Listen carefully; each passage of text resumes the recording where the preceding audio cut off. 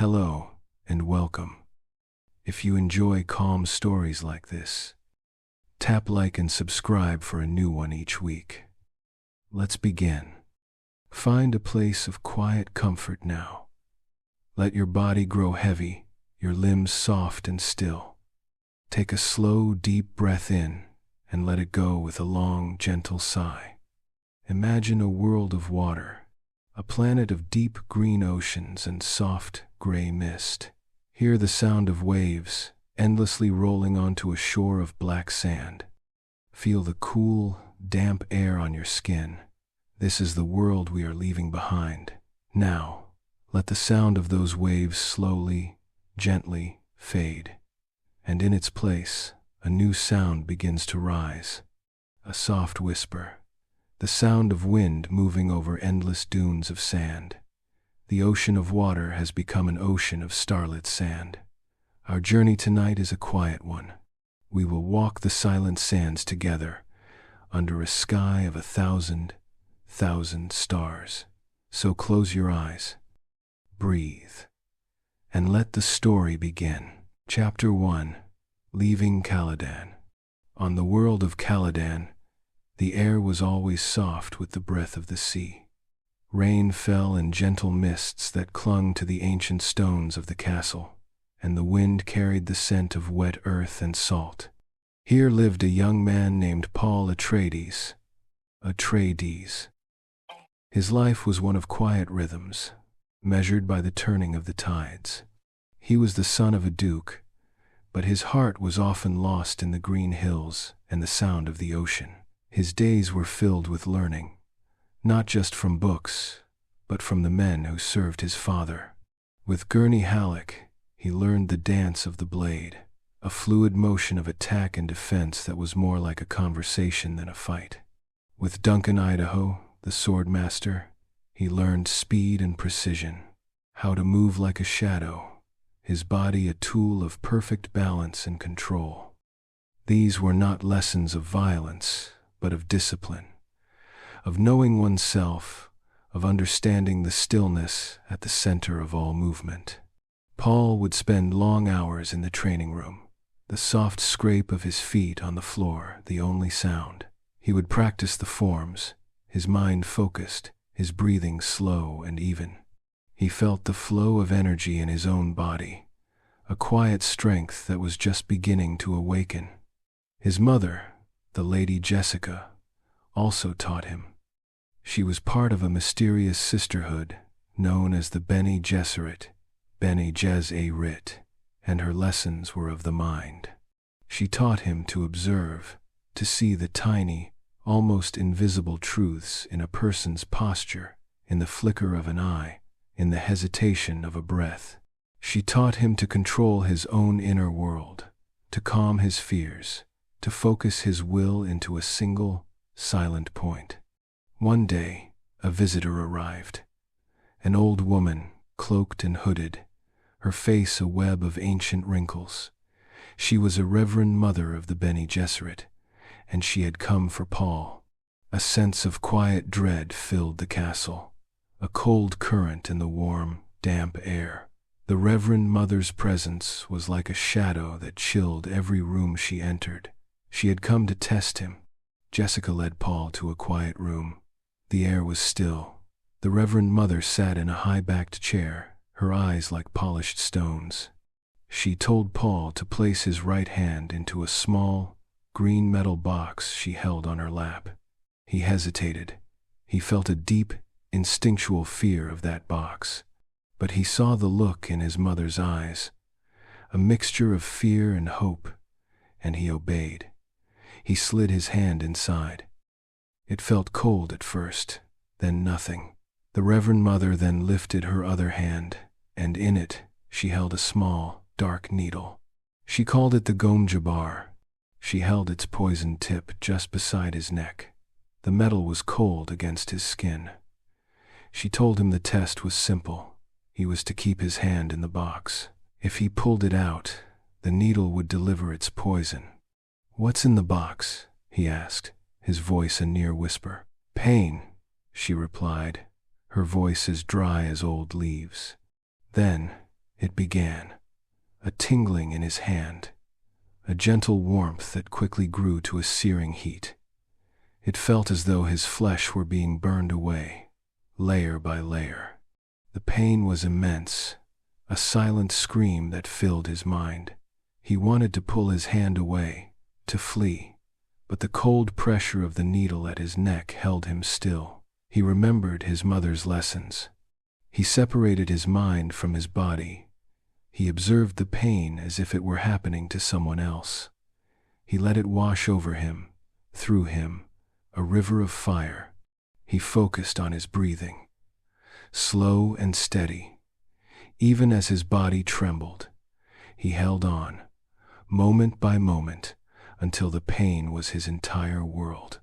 And then, just as he felt he could endure no more, it was gone. "Enough," the Reverend Mother said. Paul pulled his hand from the box. He looked at it, expecting to see a charred ruin. But his skin was untouched, not a mark. The pain had been entirely in his mind. He had passed the test. The old woman seemed almost surprised, her gaze lingering on him with a new, calculating intensity. She spoke of prophecies, of a chosen one, the Kwisatz Haderach, a being who could bridge space and time, who could see where others could not. Her words were strange, unsettling whispers that planted a seed of destiny deep within him. Soon after, the news came. The great emperor had commanded that House Atreides would leave Caladan. They were to take over the stewardship of a new world, a desert planet called Arrakis. Arrakis. It was the only source in the universe of the spice, melange, a substance that could prolong life and unlock consciousness. It was a great honor, but Duke Leto, Paul's father, knew it was a trap. Arrakis had been ruled for generations by their sworn enemies, the cruel House Harkonnen. To go to Arrakis was to walk into a den of predators. But the Duke could not refuse the Emperor. The preparations to leave began. A great sadness settled over the castle. The servants moved with quiet, heavy hearts. Paul walked the misty hills one last time, feeling the cool, damp earth beneath his feet. He listened to the cry of the seabirds and the endless sigh of the ocean. He was saying goodbye to the only home he had ever known. He felt the future pulling at him, a dry, hot wind from a world of sand. He was afraid, but he remembered the lesson of the box. Fear is the mind killer. He would face what was to come, one slow, steady breath at a time. The great ships waited, silent and immense, ready to carry them across the stars to a new life and a new destiny. And the ocean exhaled, holding its secrets a little longer. Chapter 2. Arrival on Arrakis. The journey through the void of space was a time of suspended silence. Inside the massive ship, the world of Caladan was a fading memory, a dream of green and blue. And then, through the viewing ports, a new world appeared. Arrakis. It was a jewel of ochre and cinnamon, a sphere of endless desert hanging in the blackness. There were no oceans, no clouds, just the stark, beautiful, and intimidating expanse of sand. As their ship descended, the heat of the planet seemed to reach through the vessel's hull. The landing was smooth, a gentle settling in the heart of a city carved from rock and sand. The city was called Arrakeen. When the ramp lowered, the first breath of Arrakis air filled Paul's lungs.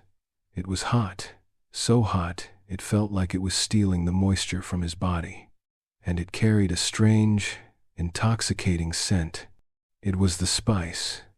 It smelled of cinnamon, of ancient, sun-warmed stone, of something deeply familiar, like a forgotten memory stirring in his blood. The light was blinding. The sun was a white fire in a pale sky. Everything was the color of sand, the buildings, the ground, the very air itself. The people of House Atreides, accustomed to the soft light and damp air of Caladan, squinted and shielded their eyes. They moved from the landing field into the cool, shadowed corridors of the great palace that was to be their new home. The walls were thick, designed to keep out the relentless heat. The silence here was different from the silence of Caladan. It was a dry, brittle silence, the silence of a world where every drop of water was precious. They were introduced to the stillsuit. It was a strange, close-fitting garment that covered the body from neck to toe. Duncan Idaho explained its function with a quiet reverence. The suit was a miracle of engineering, a miniature ecosystem. It captured all the body's moisture from breath, from perspiration, and through a series of filters, recycled it into drinkable water. A small tube rested near the chin, allowing the wearer to sip the reclaimed water. To wear the stillsuit was to become a part of the desert's delicate balance. It was a tool of survival. But more than that, it was a symbol of respect for the planet. The soft, rhythmic hiss and click of the suit's pumps was a constant, gentle reminder of the value of water. Paul was fitted for his own suit. It felt like a second skin. He learned the discipline of wearing it, the precise movements required to maintain its efficiency. He learned that on Arrakis, a person's wealth was measured not in money, but in the water in their bodies. To waste water, even through a careless gesture, was a grave offense. He saw it in the eyes of the native servants, the way they watched the newcomers from Caladan, judging their every move, their every casual use of water. The Lady Jessica, with her Bene Gesserit training, understood this immediately. She adapted her household to the ways of Arrakis, instituting a strict water discipline that earned the quiet respect of the local staff. She knew that their survival depended not on the strength of their weapons, but on their ability to understand and adapt to this harsh, new world. Paul explored the palace. It was a fortress, vast and empty. The echoes of the Harkonnens seemed to linger in the air, a faint, unpleasant scent beneath the fragrance of the spice. He found hidden passages, listening devices, signs of the treachery that his father knew was waiting for them. He felt like a small creature in a giant, dangerous machine. One evening, he stood on a high balcony, looking out over the city.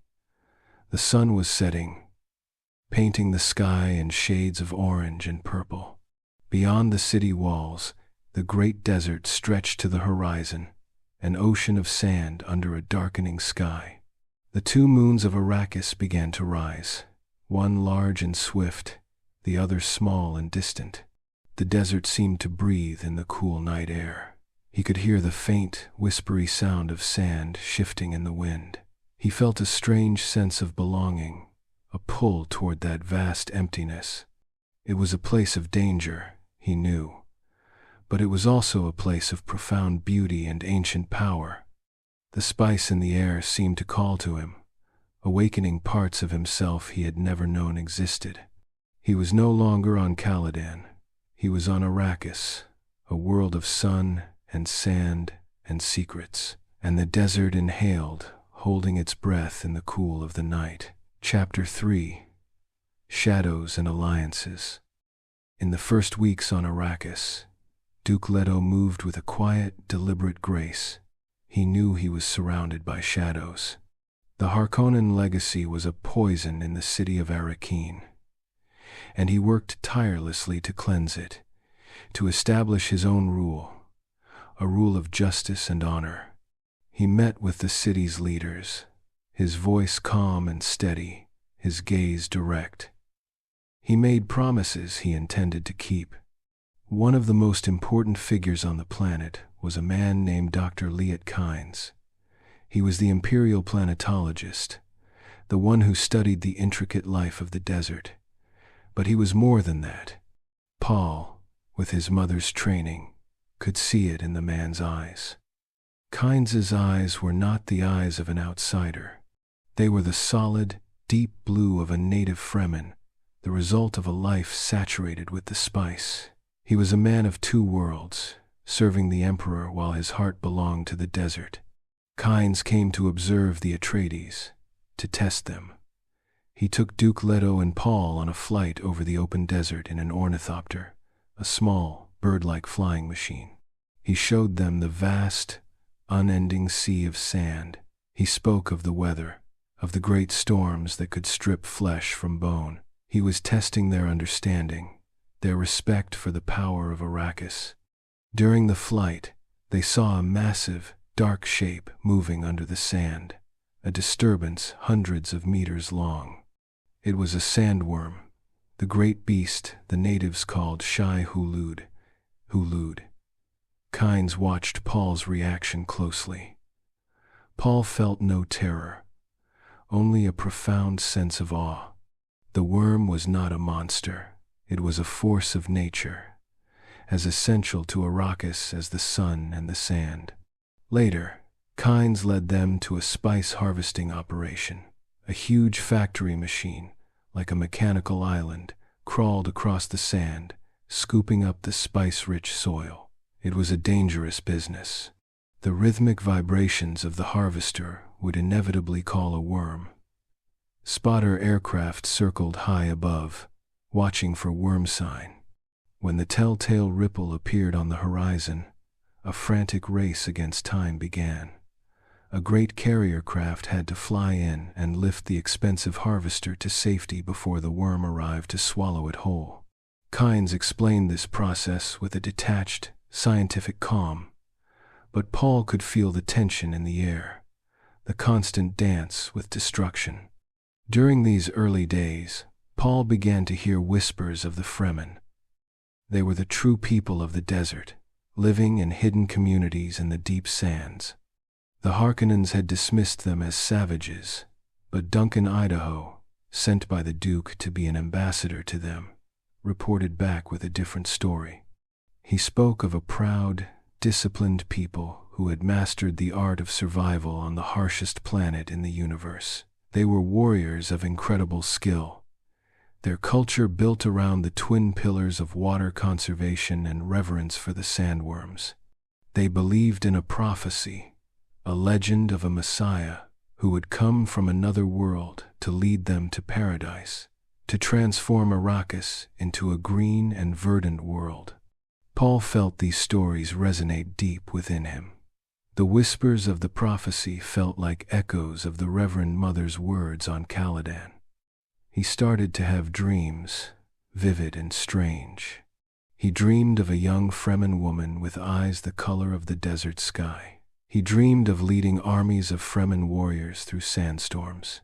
These visions came to him in the quiet of the night, not as nightmares, but as shimmering possibilities, pathways into a future he did not yet understand. The political tensions in Arrakis were a constant, low hum beneath the surface of daily life. Duke Leto knew the Harkonnen trap was slowly closing around him. He felt the presence of spies, the weight of betrayal waiting in the shadows. He confided his fears to Jessica and Paul, not to alarm them, but to prepare them. He held his family close, these quiet moments together a small island of peace in a sea of uncertainty. He showed Paul how a leader must carry the burden of his people, how he must be strong not for himself, but for those who depend on him. He was a good man in a dangerous place, and the love he had for his son was a quiet, powerful light against the encroaching darkness. And the desert watched, its ancient face unreadable under the twin moons. Chapter 4. Night of the Knives. The end came not with a roar, but with a whisper. It came in the deep of night, when the palace was quiet, and the city of Arrakis was asleep under the cold light of the stars. The betrayal was a silent poison, administered by the one man Duke Leto had believed he could trust completely. Dr. Yue, the family's physician, a man whose loyalty had been conditioned beyond question, was the one who broke. The Harkonnens had found his weakness, his long-lost wife, and used it to turn him into a tool of their vengeance. A deep sadness had settled over Dr. Yue, a quiet despair that he masked with his usual calm demeanor. On that final night, he moved through the palace like a ghost. He disabled the shields, opened the gates, and silenced the guards. He walked into Duke Leto's chambers and fired a sleeping dart into his neck. The Duke fell without a sound. Paul was awakened by a strange stillness in the palace. The usual hum of the shields was gone. A sense of wrongness pervaded the air. He and his mother were taken by Harkonnen soldiers who seemed to materialize from the shadows. There was no struggle, no fight. It was a swift, silent, and overwhelming tide of violence. They were caught in a net that had been carefully laid for them. Before he was taken, Dr. Yue, in a final act of conflicted loyalty, had done two things. He had helped Jessica and Paul by packing a small survival kit for them, a Fremen kit he had prepared in secret. And he had replaced one of Duke Leto's teeth with a false one, a capsule containing a deadly poison gas. He told the captured Duke that he could bite down on it when he was brought before the Baron Harkonnen, a final act of defiance that might take his enemy with him. It was a small, desperate hope in a night of total loss. Paul and Jessica were bound and taken to an ornithopter. They were flown out of the city, over the shield wall, and into the vast, dark expanse of the desert. The soldiers piloting the craft were cruel and careless, intending to leave them in the deep desert to be swallowed by the sand or a worm. But Jessica, with her Bene Gesserit training, began to work on their captors. She used the voice, a specific tone and pitch that could compel others to obey. She spoke to one of the men, her words soft but irresistible, planting a seed of discord between him and his partner. As the two men argued, Paul used his own developing skills. He focused his mind, analyzing their movements, their weaknesses. When the moment was right, they struck.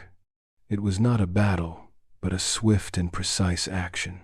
They overcame their captors, and Paul, for the first time, took a life. A profound and terrible sadness washed over him.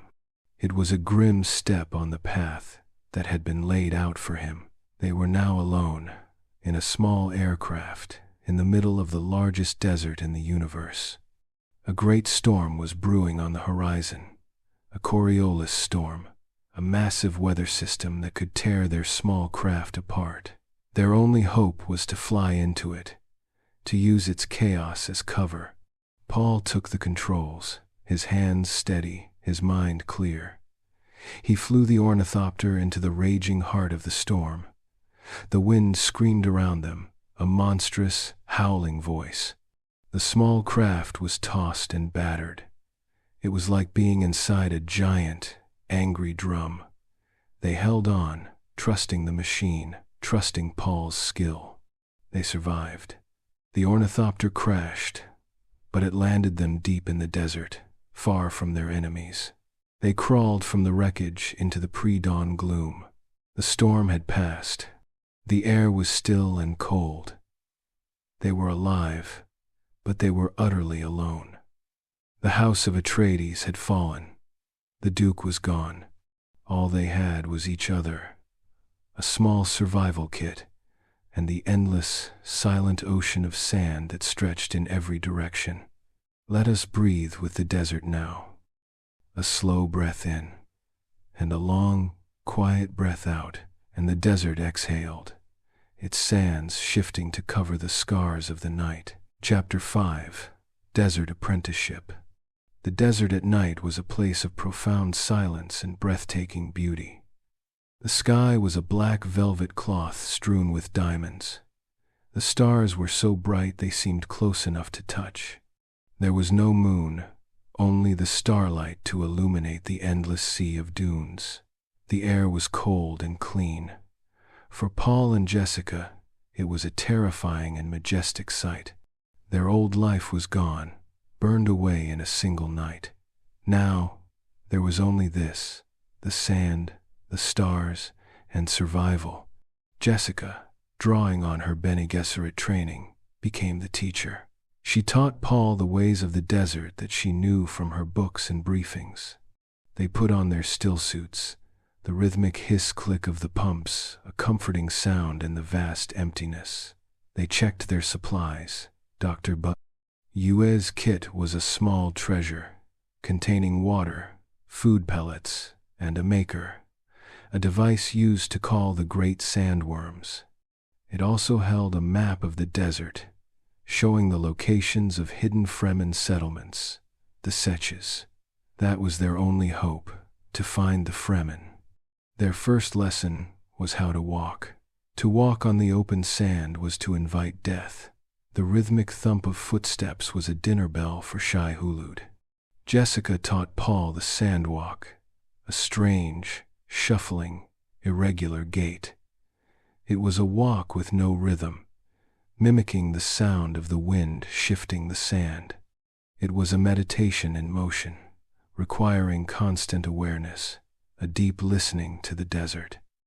They moved slowly, deliberately, their bodies attuned to the world around them. Days were for hiding. They would find a rock outcropping, a small patch of shadow, and there they would rest, conserving their energy and their water, shielded from the brutal, killing heat of the sun. The desert in the daytime was a furnace. The heat was a physical presence, pressing down on them, stealing the moisture from the air. Paul would watch the heat haze shimmer over the dunes, and in it, he would see visions. His prescient sight, awakened by the trauma and the spice-laden air of Arrakis, was growing stronger. He saw flashes of the future, not as a clear path, but as 1,000 branching possibilities. He saw armies clashing in the desert. He saw a holy war fought in his name, spreading across the universe. He saw himself as a messiah and a tyrant. The visions frightened him. He saw the terrible purpose that seemed to be unfolding before him, a path he did not want to take but felt powerless to avoid. He confided in his mother, his voice a whisper in the heat of their rocky shelter. She listened, her heart aching for the terrible burden her son was being asked to bear. One evening, as they prepared to travel, they felt it, a deep, rhythmic vibration in the sand beneath them. Thump, thump, thump. It grew louder, closer. It was worm sign. Jessica pulled Paul back into the shadows of the rocks. They held their breath.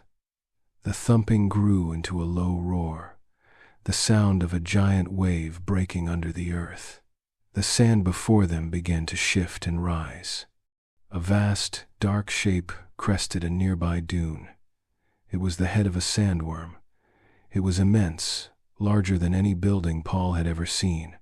Its mouth was a cavernous opening, lined with rows of crystalline teeth. It moved with a slow, majestic grace, a true god of the desert. It was not a creature of malice, but of ancient, elemental power. They watched in silent awe as it passed by, its passage a great, sighing rush of sand. When it was gone, the silence it left behind was even deeper than before. Paul understood then that the Fremen did not fear the worms. They revered them. The worms were the source of the spice, the creators of the desert, the heart of Arrakis itself. They continued their journey, moving by night, hiding by day. They were becoming creatures of the desert, their bodies growing leaner, their senses sharper. They learned to read the signs in the sand, to find their way by the stars. Paul felt a change within himself. The boy from Caladan was fading away, replaced by something harder, something more attuned to the harsh realities of this new world. He was learning the first and most important lesson of Arrakis. The desert does not forgive. But for those who respect its ways, it offers a stark and profound wisdom. And the desert watched. its starlit face holding the promise of both death and sanctuary. Chapter 6. Fremen. Welcome. After many nights of walking, they were found. Figures seemed to rise from the sand itself, materializing in the twilight. They were Fremen.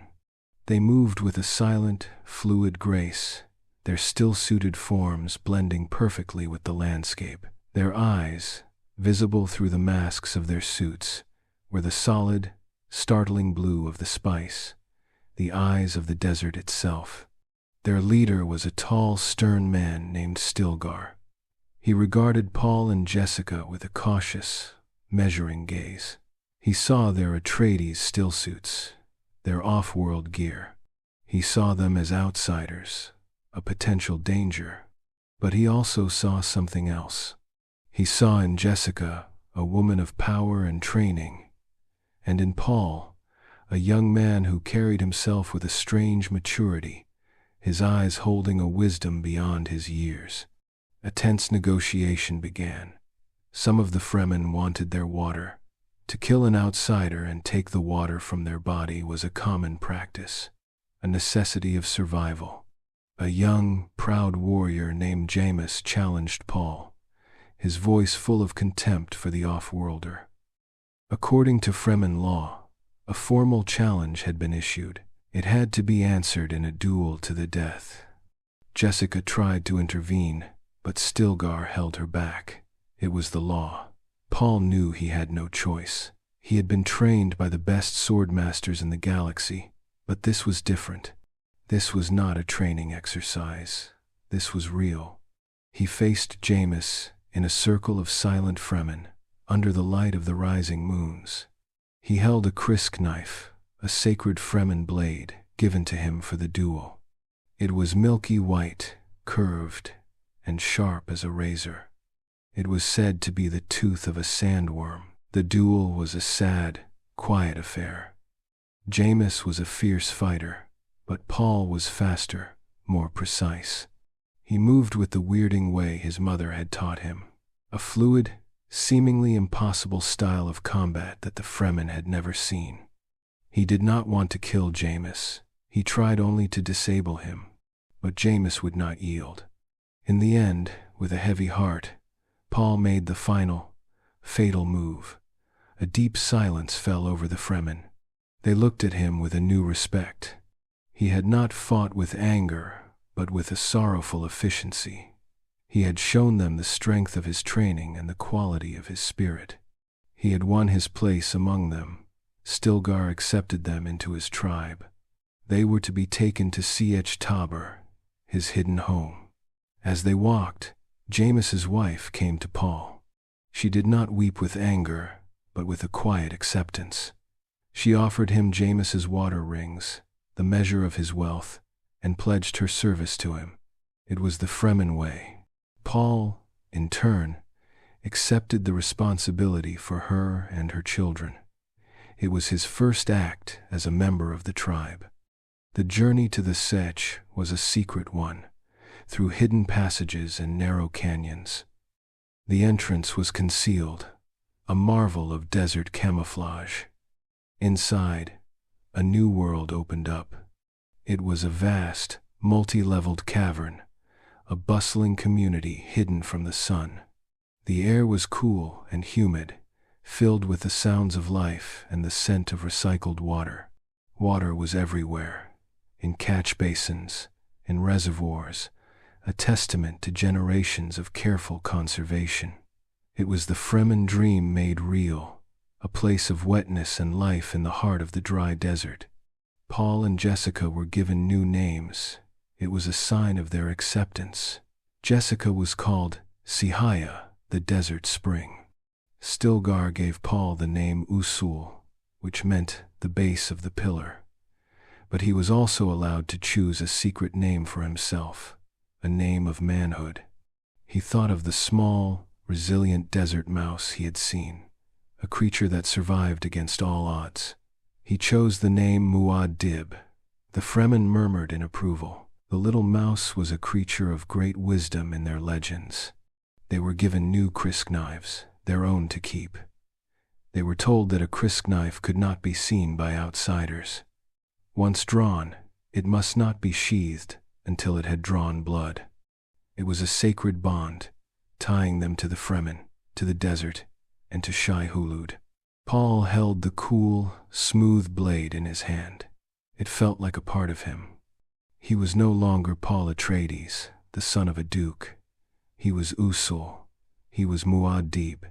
He was Fremen, and the desert embraced them, drawing them deeper into its secret heart.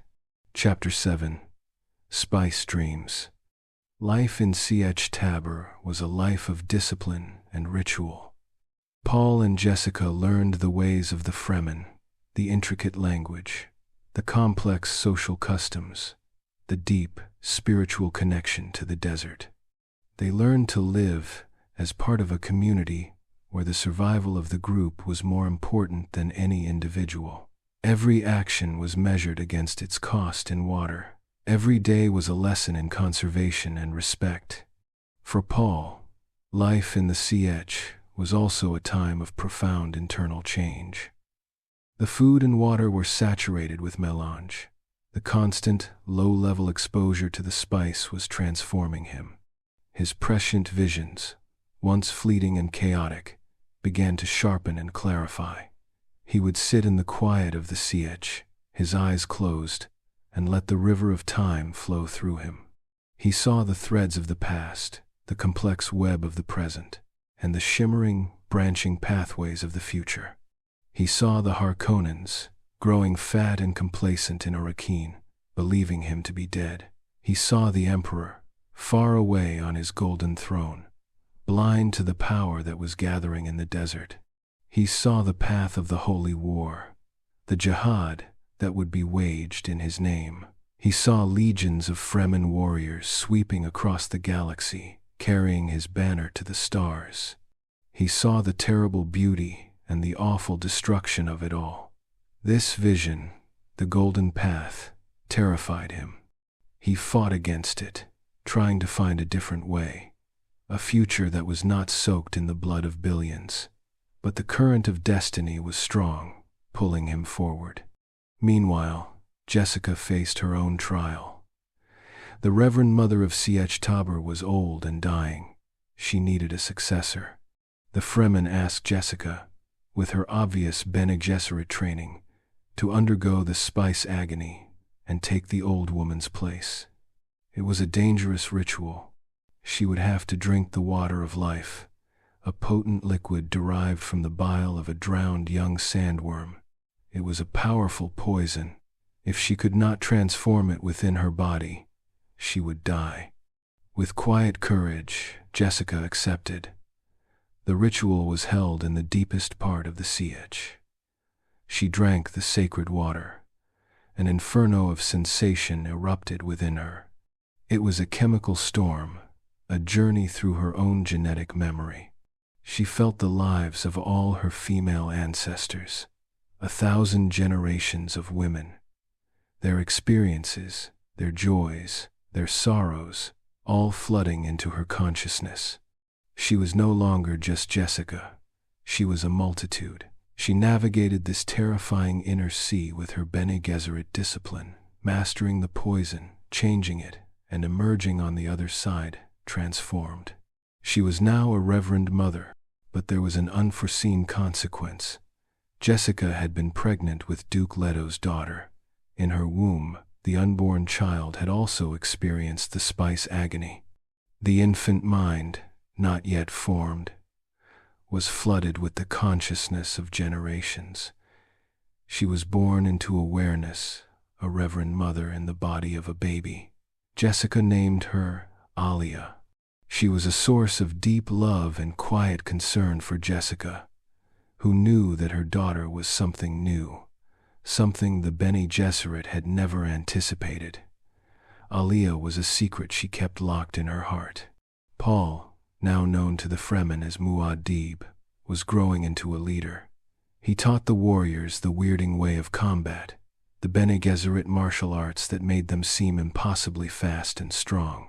He combined this with his own strategic visions, showing them how to fight the Harkonnens, how to use the desert itself as their greatest weapon. They would strike at the spice harvesters, then disappear into the sand like ghosts. The Harkonnen grip on Arrakis was beginning to weaken. The whispers of the Messiah, the Lisan al-Gaib, the voice from the outer world, grew louder in the sieges across the desert.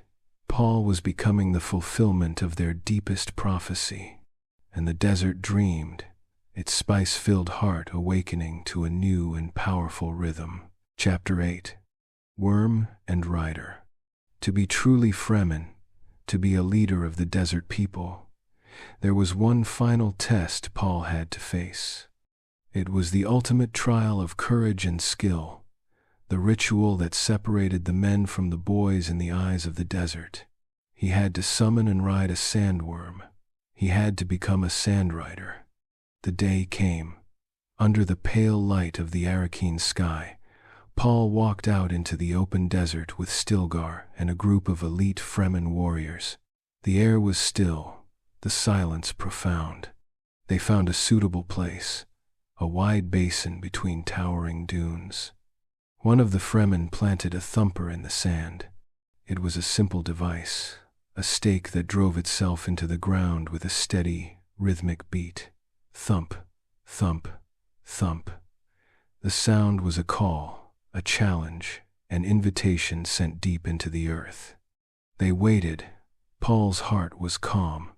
He felt the familiar pull of destiny, the sense that he was exactly where he was meant to be. He watched the horizon, his senses attuned to the slightest change in the sand. For a long time, there was nothing but the steady beat of the thumper and the whisper of the wind. Then, he saw it, a shimmering on a distant dune. The sand seemed to flow like water. Worm sign? The vibration grew, a low rumble that he could feel in the soles of his feet, in the bones of his chest. The sound was like a gathering storm, a freight train rushing towards them from beneath the world. The Fremen stood their ground, their maker hooks ready in their hands. These were two long, curved metal rods, the tools used to guide the great beast. The worm was immense. It was one of the largest they had ever seen. Its head rose from the sand like a living mountain, its great mouth a dark cavern. The scent of ozone and spice filled the air. The sheer scale of the creature was overwhelming, a testament to the raw, untamed power of Arrakis. This was Shai-Hulud, the old man of the desert. As the worm drew alongside them, its vast, armored side rising like a cliff wall, Stilgar shouted the instructions. Paul ran alongside the beast, matching its speed.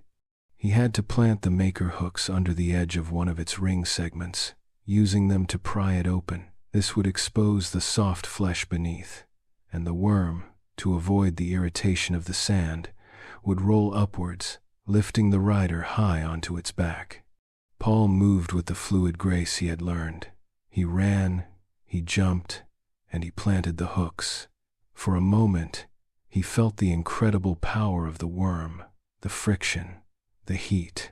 Then, as the worm began to roll, he was lifted.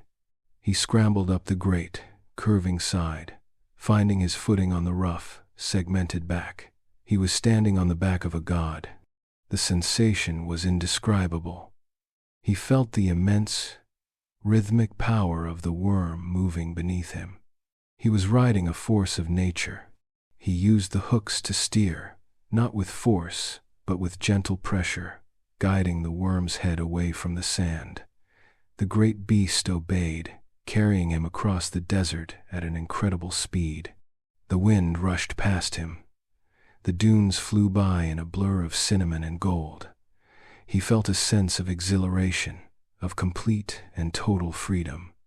He was one with the desert, one with its most powerful creation. From the ridge where they waited, the other Fremen watched in awe. He rode the worm with a natural skill they had never seen before. He was not just a sandrider, he was the sandrider. When he finally guided the worm to a halt and dismounted, Walking back towards them across the sand, they looked at him with a new and profound reverence. He was no longer just Usul, their friend, or Muad'Dib, their clever leader. He was the fulfillment of the prophecy, the one they had been waiting for. He had mastered the desert, he had mastered Shai-Hulud, and the desert roared, its ancient voice proclaiming the arrival of its chosen son. Chapter 9. A Name in the Desert. Paul's successful ride of the sandworm cemented his place in the hearts of the Fremen. The stories of his feat spread from sietch to sietch, carried on the wind like spice dust. He was Muad'Dib, the one who could command the great worms. He was the Lisan al-Ghaib, the voice from the outer world, who had come to lead them. The prophecies were being fulfilled before their very eyes. But Paul's leadership was not one of command and decree. It was a leadership of listening and understanding.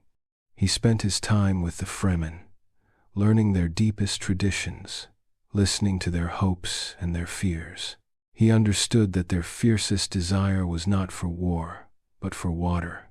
They dreamed of a green Arrakis, a paradise world where water flowed freely.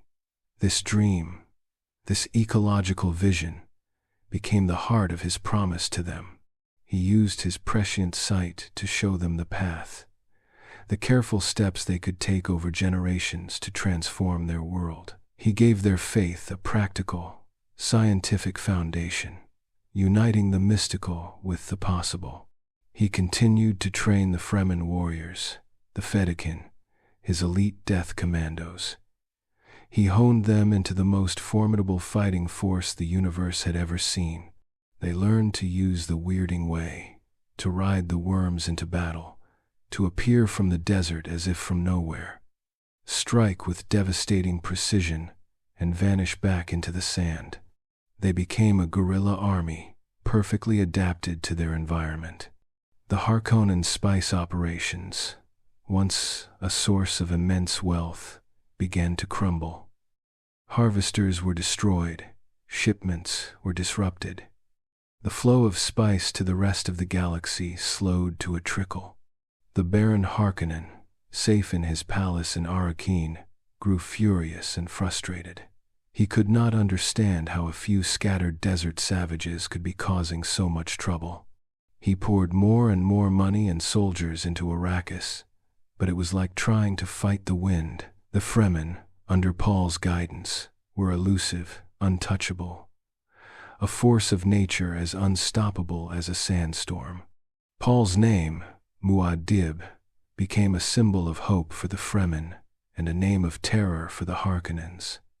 He was a ghost, a myth, a leader who seemed to be everywhere at once. He planned his raids with a visionary's insight, seeing the weaknesses in his enemy's defenses before they were even apparent. He knew which convoys to strike, which outposts to avoid. His knowledge seemed supernatural. Yet, this growing power was a heavy burden. The path of the jihad, the holy war in his name, became clearer and more unavoidable with every victory. He saw the future where his Fremen warriors, fanatically loyal to him, would not be content with freeing Arrakis. They would want to carry their crusade to the stars, to punish the houses that had oppressed them, to convert the universe to the way of Muad'Dib. He saw the trillions who would die, the worlds that would burn. He was caught in a trap of his own making, a messiah who feared his own church. He walked through the sietch with a quiet sadness in his eyes that only his mother and a few close companions could see. He was leading his people to victory, but he feared the price of that victory would be the soul of the universe, and the desert whispered his name, a sound of both creation and destruction. Chapter 10. Gathering Storm, Gentle Heart. In the heart of the gathering storm of rebellion, Paul found a place of quiet peace. Her name was Chani, the young Fremen woman he had seen in his dreams long before he ever came to Arrakis. She was the daughter of Liet Kynes, a warrior in her own right, with the deep blue eyes of the desert and a spirit as fierce and free as the wind. Their love was a silent understanding, a connection that had existed in the river of time long before they met. With Chani, Paul was not Muad'Dib the Messiah or Usul the leader. He was just Paul. She was his mate, his partner, his anchor in the swirling currents of his visions. Her presence was a balm to his troubled soul, a reminder of the simple, human things worth fighting for. Together, they had a son. They named him Leto, after the Duke, Paul's father. The child was a symbol of the fusion of two worlds, the son of an Atreides duke and a Fremen warrior. He was a source of immense joy for Paul, a small, warm light against the encroaching darkness of his prescient visions. For a time, holding his son, Paul could almost believe that a different future was possible, a future of peace and family, a future where the golden path could be avoided. But the desert gives, and the desert takes away. During an imperial raid on a neighboring sietch, the young Leto was killed. The news came to Paul as a quiet, devastating blow. A part of his heart turned to stone. The grief was a cold, hard knot inside him, a sorrow so deep it had no tears. The loss of his son did not break him. It forged him into something harder, more resolute. The last vestiges of the boy from Caladan were burned away in that fire of grief. He now knew, with a terrible certainty, that there was no turning back. The future of war was sealed. He would see it through to its bitter end. His allies stood by him, their loyalty unwavering. Stilgar, the stern Fremen leader, was like a father to him, his belief in Paul absolute. Gurney Halleck, his old weapons teacher, had survived the Harkonnen attack and, after years of fighting with smugglers, had found his way back to Paul. The reunion was a moment of quiet, heartfelt emotion, a link to the life that had been stolen from them. Gurney's presence was a steadying force, a reminder of the Atreides' honor they were fighting to restore. The Fremen were now a united force. Sietch by sietch, they had joined Muad'Dib's cause. They were no longer just scattered tribes. They were an army, disciplined and powerful, with a shared purpose. They were driven by the dream of a green Arrakis, and by their fanatical devotion to the young leader who had shown them the way. The storm was ready to break. The disparate forces of the desert had been gathered into a single, unstoppable wave, ready to crash down upon the Harkonnens and the Emperor himself.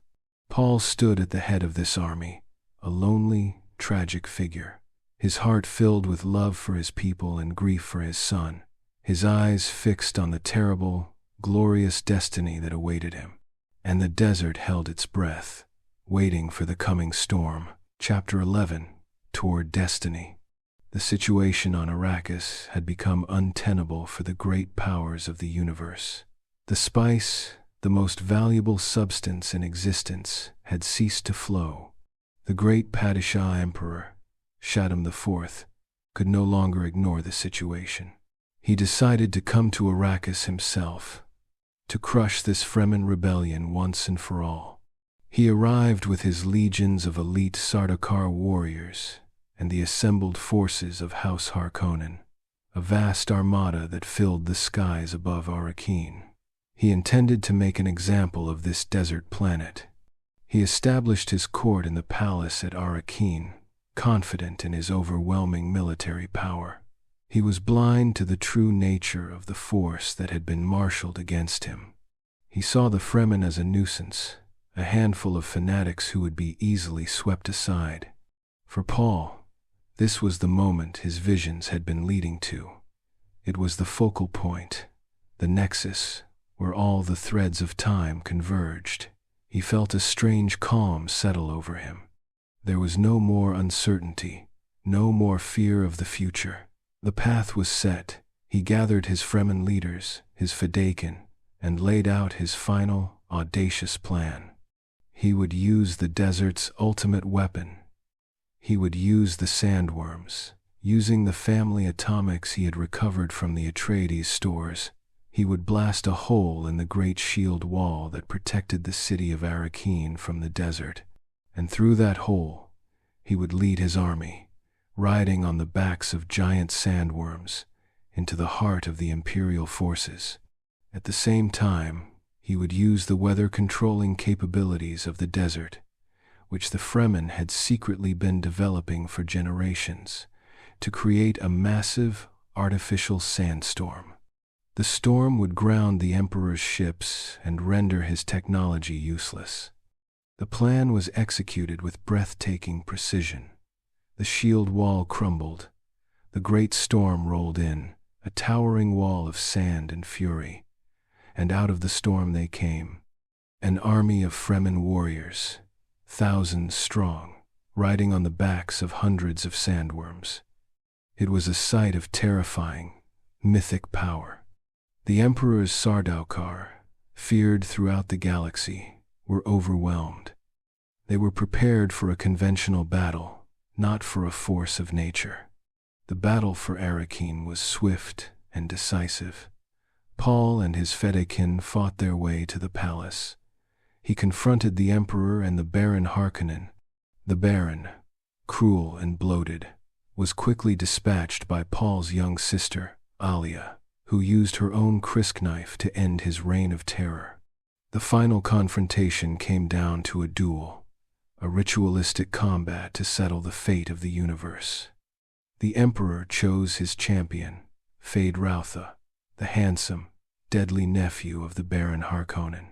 Paul faced him in the great hall of the palace, surrounded by the remnants of the imperial court and his own Fremen warriors. The duel was a dance of blades. Feyd-Rautha was a master duelist, but Paul was something more. He was the Kwisatz Haderach. He saw Feyd's every move before it was made. He moved with a prescient grace, his body and mind in perfect harmony. Despite a hidden, poisoned blade on Feyd's hip, Paul defeated him. The Harkonnen line was ended. With his champion defeated, the Emperor was broken. Paul stood before him, no longer a fugitive, but a conqueror. He had the loyalty of the Fremen. He had control of the spice, and with it, the power to cripple the entire galactic economy. He had the power of life and death over every person in the universe. He made his demands clear. He would marry the Emperor's daughter, Princess Irulan, securing his own claim to the throne. The Emperor would be exiled. House Atreides would rule. It was not a moment of joyous triumph for Paul. He felt the immense weight of the crown he was about to take.